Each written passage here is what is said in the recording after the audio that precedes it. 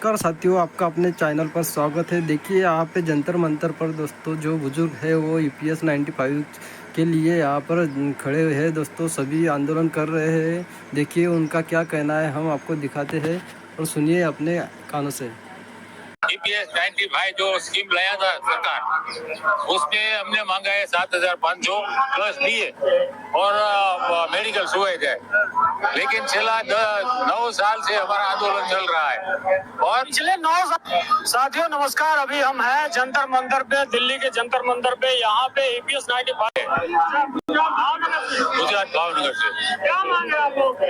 हमारी मांग है, पिछला 10 साल से चलती है। ईपीएस 95 जो स्कीम लाया था सरकार, उसमें हमने मांगा है 7,500 प्लस दिए। 10 साल से चलती है। ईपीएस 95 जो स्कीम लाया था सरकार, उसमें हमने मांगा है 7,500 प्लस दिए और मेडिकल सुविधा है। लेकिन पिछला 9 साल से हमारा आंदोलन चल रहा है और पिछले 9 साल से चल रहा है, अभी तक आप लोग की मांगे पूरी नहीं हुई। अभी तक तो नहीं हुए। मोदी साहब को भी मिला है, हमारा कमांडर साहब और सारे सांसद और भूपेंद्र यादव को, और उसके पहले गंगावर साहब को मिले हैं, लेकिन हेमा मालिनी को मिले हैं, लेकिन हमारा काम नहीं हुआ है।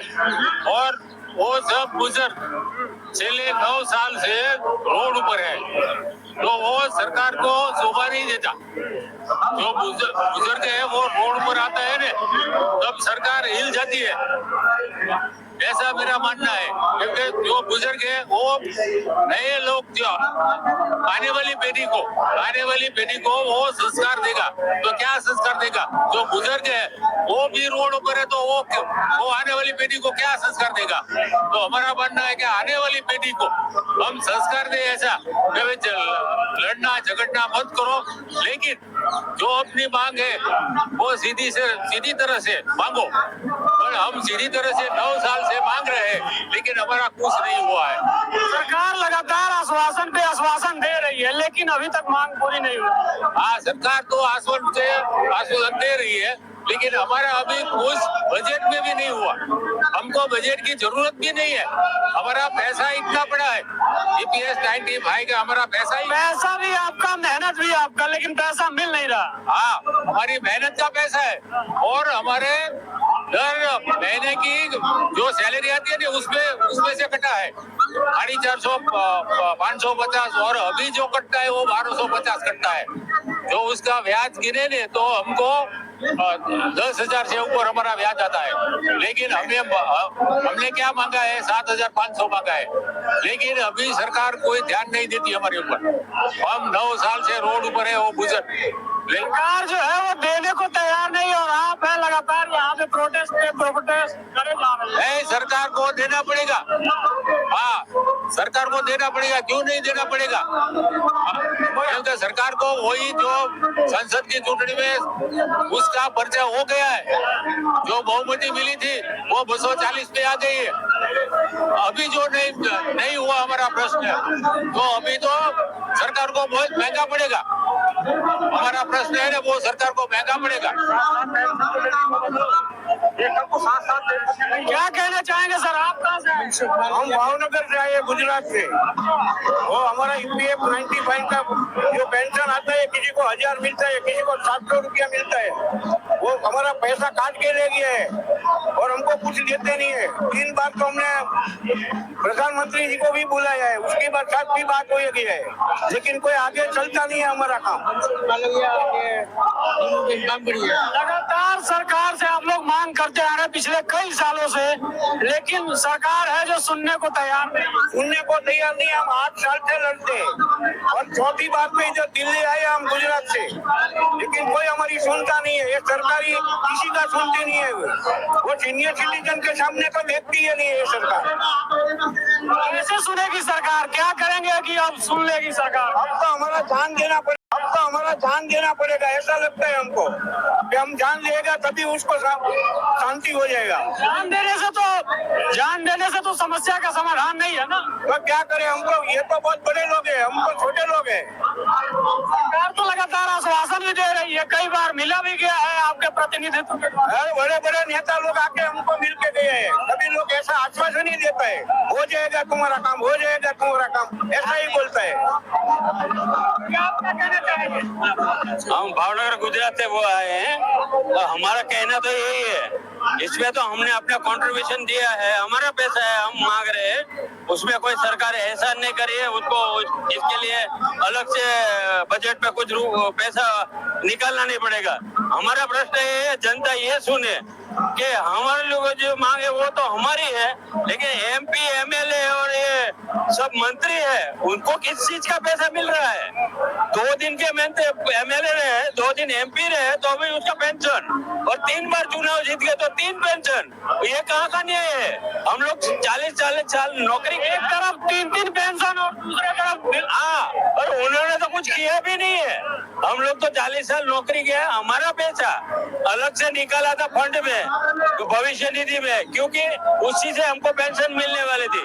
अभी हमारा पैसा जमा है, वो भी हमको नहीं दे रहे, उसका ब्याज नहीं दे रहे, और अभी मियाँ बीबी दोनों खत्म हो गए तो खत्म, वो पैसा भी गया, सरकार जाएगा।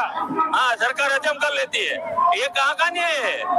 ये सोचना चाहिए, पब्लिक को सोचना चाहिए। हम लोग का दिल जल रहा है, तो ये दिल की जो दुआ है ना, बद्दुआ, वो सरकार को जीने नहीं देगी। जीने हम लोग बुजुर्ग हैं, 60 साल से सब ऊपर के हैं, तो उनको सोचना चाहिए कि उनके घर में भी बुजुर्ग है, तो क्या उसको इस तरह रखते हैं लोग? हम लोग का सम्मान तो हर कोई करना चाहता है, लेकिन सरकार क्या करना चाहती है? अभी आपको भी मालूम है, पैसा नहीं है तो घर में बच्चे भी नहीं रखते हमको, सही है ना? दवाई का खर्चा है, हमारा कुछ निजी खर्चा है, चाय पानी का खर्चा है, वो छोटे बच्चे हैं, उनको भी देखना होता है। हाँ, सब कुछ देखना है, लेकिन वो कहाँ से लाएंगे हम? 800-1000 रुपया में कुछ होता है क्या? दूध भी नहीं आता महीने का। आजकल तो सिलेंडर इतना महंगा है कि उससे भी नहीं काम चलता है। हाँ, वही तो आप यही सोच लो कि इतनी महंगाई बढ़ गई है, इसमें कोई गुजारा नहीं होता, तो क्या हम पूरा दिन भीख मांगते रहे सबसे? क्या यही चाहती है सरकार? ये देखो 60 इयर्स हो गया उसको, तो ना तो पेंशन मिलती है, वो तो छोड़ो, सीनियर सिटीजन का कोई कोटा नहीं, खत्म, वो सब खत्म, नो इंश्योरेंस ले सकते हैं, ना ड्राइविंग लाइसेंस मिलते हैं, तो क्या 60 साल का आदमी इंसान नहीं होता क्या? तो ऐसा है ना, तो सरकार को बोलो कि हमें खत्म कर दे, सबको मार डाले, बस खत्म, तो ये सब की झंझट ही खत्म हो जाएगी। एक नियम कायदा बना दो, ये कानून बनाओ कि 60 साल से ऊपर जो है उस सबको खत्म कर दो, हमें नहीं जीना है इस चीज। आज आप लोग जंतर मंतर पे आए हैं, क्या सरकार से क्या मांग है? वही मांग तो हमारी यही कितना टाइम से यही चल रही है, लेकिन ये बेहरी सरकार सुन नहीं रही। इस बार नतीजे आया, उसमें भी उन्होंने देख लिया हमारा जलवा, ठीक है, हमारी इतनी ताकत नहीं है कि हम उसको उसके रिजल्ट में हम कुछ विपरीत कर सके, लेकिन हमने भी कंट्रीब्यूशन तो दिया ना। अभी कितना सीट कम हो गया, और यही जलवा रहा तो अगले साल वो भी नहीं होगी। मोदी सरकार को आना है तो उसको भी हमारे साथ रहना पड़ेगा ना, हमारी सुननी पड़ेगी ना, नहीं सुनेंगे तो वो भी नहीं आएंगे। अगर हम नहीं है तो वो भी नहीं है, वो है किससे? हमसे ही है। आप कहाँ से हैं? भावनगर से। आप भी भावनगर से? सारे लोग आपके साथ ही हैं? क्या कुछ कहना चाहेंगे? वो हमारा साहब बोलते हैं, वो बराबर है। मोटा मोटा रही है। क्या कहना हमारी मांगे है कि हमें पिछले 10 साल से लड़ रहे हैं, तो सरकार हमारे ऊपर अन्याय कर रही है।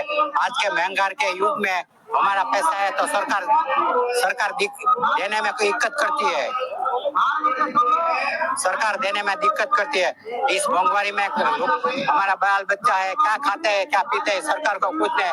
हमें 64-65 वर्ष के हुए हैं, तो हमारा सरकार सुनते ही नहीं। हमारा पैसा है, इसको देने में दिक्कत होगी। पिछले 10 साल से हम लड़ रहे हैं और सरकार हमको सुनती नहीं, आश्वासन दे रहे, धारा सभ्यों, संसद सभ्यों सब आश्वासन दे, कुछ काम नहीं करती, बस कोई काम नहीं कर रही है सरकार, है कि सुन नहीं रही है?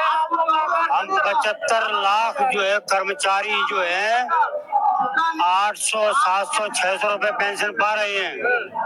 हम विधायकों को 5 साल विधायक रह जाते हैं या सांसद रह जाते हैं, उनको पेंशन मिलती है, 5 बार पेंशन मिल रही है। हम ये कहते हैं कि उनकी पेंशन बंद कर दो, हमारी पेंशन बिल्कुल बंद कर दो। आप अडवाणी को और अंबानी को दे दो हमारी पेंशन है, विधायक को सांसद की पेंशन बंद कर दो, हमारी बंद कर दो। हम जैसे रो रो के मर रहे हैं वैसे मरते रहेंगे, कोई चिंता वाली बात नहीं है। लेकिन हम ये तो हमारी पेंशन बढ़ाओ, नहीं बढ़ाते हो तो आप विधायक को सांसदों की पेंशन बंद करो। सरकार को क्या मैसेज देंगे आज? सरकार को ये मैसेज देंगे हम कि आने वाले चुनाव में अभी चुनाव होने वाला है, आने वाले चुनाव में हम उनको बता देंगे कि हमारी ताकत क्या है। बहुत शुक्रिया। कब मिले इसी के लिए आज प्रदर्शन कर रहे हैं। अशोक रावत के नेतृत्व में यहाँ पे देख सकते हैं भारी संख्या में लोग जंतर मंतर पे मौजूद हैं। यहाँ तो देखिए दोस्तों, इनका क्या कहना है। इनका कहना है कि सांसदों का जो पेमेंट है वो बंद कर दो, हमें नहीं दे रहे तो मत दो, लेकिन सांसदों का पेमेंट बंद कर दो। उनका कहना है कि देखिए, जो सांसद है वो 1 बार 2 बार चुनकर आते या 3 बार चुनकर आते तो उनको 3 बार पेंशन मिलता है, लेकिन हम 40-50 साल सर्विस करने के बावजूद भी हमें पेंशन नहीं मिल रहा है। तो ये कितने दिन के लिए सरकार को कुछ करना चाहिए, इनकी ऐसी उम्मीद है। लेकिन उनकी उम्मीद जो बजट पर थी वो बजट में उनको कुछ देखने को नहीं मिला, इसलिए वो कह रहे हैं कि हम अभी हमारा प्राण भी जाए, हम आत्महत्या कर लेंगे अगर हमें ये नहीं मिला तो, क्योंकि सांसदों को मिल सकता है, हमें क्यों नहीं। और ये हमारा हक है, हमारा ही पेंशन, हमारा ही पेमेंट से कटा हुआ पैसा है, हमें मिलना चाहिए। जो पेंशन है हमारा हक है, बुढ़ापे का सहारा है, पेंशन हमारा बुढ़ापे का सहारा, ऐसा उनका कहना है। अगर सरकार इन्हें पेंशन नहीं देती है तो इसका जो रिज़ल्ट है उनको अगले आने वाले इलेक्शन में देखने को मिलेगा, ऐसा जो है इनका कहना है। अगर इस पर सरकार क्या निर्णय लेती है वो हम देखने वाले हैं।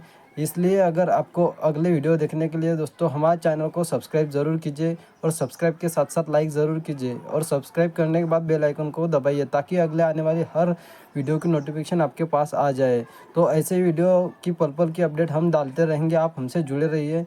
मिलते हैं ऐसे नई वीडियो में। Thank you.